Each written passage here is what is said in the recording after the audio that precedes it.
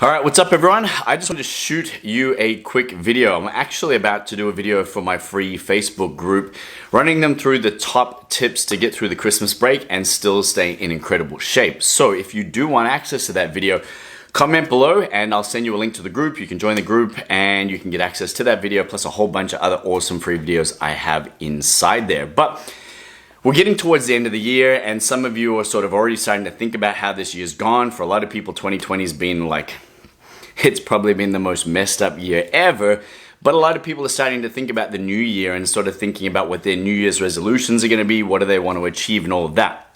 And I wanted to give you a perspective that's really going to help you feel good about how this year has gone, where you are right now, but also it's really going to be a perspective that's going to serve you moving into the new year or even into the new week, okay? And that is to count your wins. And what I mean is I have people come into my program every single week that have been trying multiple things. They've been stuck, they haven't been able to achieve the results, or they haven't quite ever committed or stuck through a process for long enough to get the results that they want.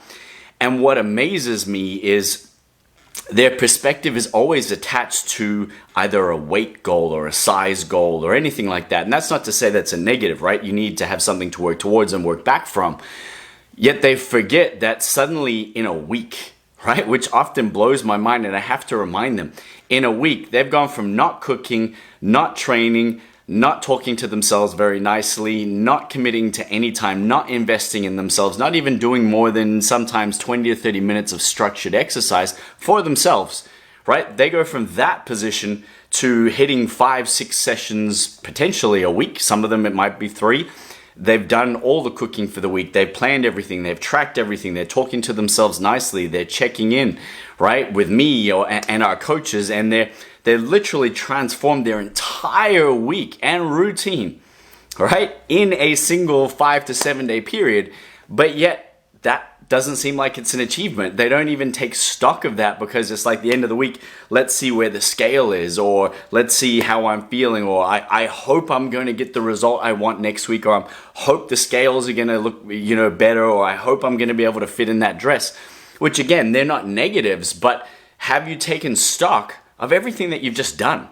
For a lot of you, whether it's small business, whether you've transitioned from being offline to online because of COVID and lots of different things that have happened, like you've achieved some pretty significant wins, I'm sure, this year. You are either in, like, I know a lot of people through COVID, couldn't go to the gyms, couldn't work out, but yet they reached out to people like me. They started to create home routines. They started to get home equipment, and they turned a setback into a comeback. Okay, which I absolutely love. Some of them are in the best shapes they've ever been in their entire lives, when a whole bunch of other people put on the COVID-20. And it's okay, I just put on the COVID-20. I'm not going to go down that road, but the point being is, are you taking stock of the little wins that you're achieving along the way? And the reason why it's such a powerful perspective to own is because it allows you to build upon momentum. It allows you to build upon positivity and action, right? Because I'm focused on what did I do, not what did I talk about this year that makes me feel better about myself, right? It's taking stock of the wins. Wins meaning action created some form of result. Some form of result that I can measure and feel good about, right? Whether it's a setback or a failure, it doesn't matter. It was a lesson, right? And what did I learn through those lessons to get me to where I am now, to get me to doing what I'm doing now, to get me to training and eating and talking to myself the way that I am now. And the coolest thing is I'm still getting people inquiring and coming to our program now, like 2 or 3 weeks before the end of this year. And they're my favorite type of people because they're not waiting for this mythical New Year's resolution crap. They're not waiting until things are easier to make them better. They're not waiting with things fit in, in a better way before they make things fit in for themselves based on what they want to achieve, right? And like I said, in 5 to 7 days time, they've completely transformed everything. I've got vegetarians eating more protein than most people who aren't vegetarians at the moment, right? And they were very low when they started.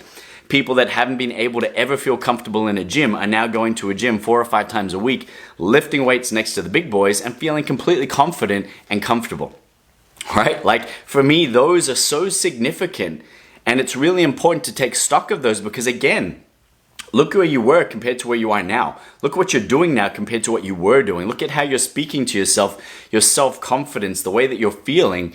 Like that stuff means something. And if you don't give it the proper attention, awareness, and I guess level of almost like self-achievement, right? How do you ever feel good, right? You don't. You only feel good based on the certain measurements or, key performance indicators that you deem are important.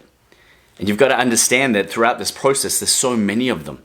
And when you can start to see more of them, right, you start to feel even better. You start to want to see more of them. You start to want to work towards more of them because, again, it's fueling the end result. It's fueling your level of self-worth, self-investment, self-confidence, right?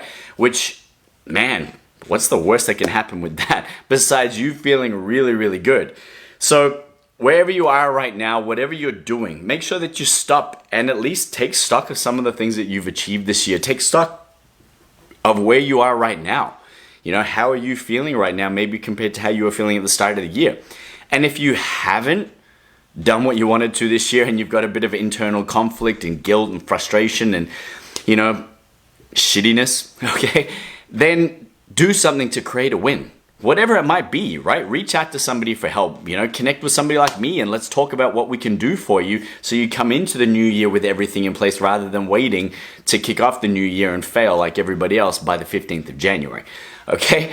But do something to create that win and then do something else to create another win. And then your whole focus shifts because now what I'm doing, it's doing things and being conscious of doing things to create more wins, to create more moments where I can feel good about myself, where I can build that level of progression and change that I want that's in line with the end result or who it is that I want to be and how I want to feel. All right, I hope that you resonated with that and connect with that. And, we should be excited at any moment to count the wins that we've got or to look forward to other wins that we're working towards. And if there's anything I can do to help you guys create more wins, to put things in place to set you up to have more wins, then please reach out to me, comment below, send me a message, and let's talk.